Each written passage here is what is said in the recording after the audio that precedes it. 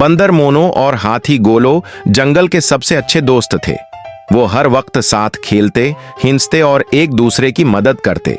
लेकिन एक दिन दोनों में झगड़ा हो गया।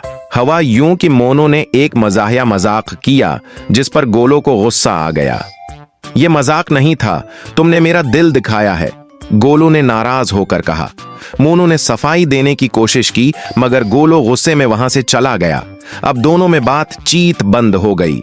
गोलो उदास था और मोनो को भी बुरा लग रहा था, लेकिन कोई भी पहले मुआफी मांगने को तैयार नहीं था। एक दिन जंगल में तूफान आया, तेज हवाएं चलने लगें और मोनो एक दरख्त पर बैठा कांप रहा था।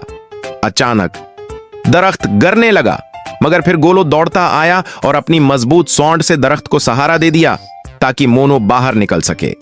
मोनो ने आंखों में आंसू लिए कहा, शुक्रिया गोलो, और माजिरत, मैंने कभी तुम्हें दुखी करने का इरादा नहीं किया था। गोलो मुस्कुराया, कोई बात नहीं दोस्त, सच्ची दोस्ती में माफी की जगह हमेशा होती है। फिर दोनों पहले की तरह हंसने लगे और जंगल में उनकी दोस्ती की मिसाल दी जाने लगी। अगर वीडियो अच्छी लगी तो चैनल को सब्सक्राइब करें और वीडियो को लाइक करें। बहुत शुक्रिया। हे।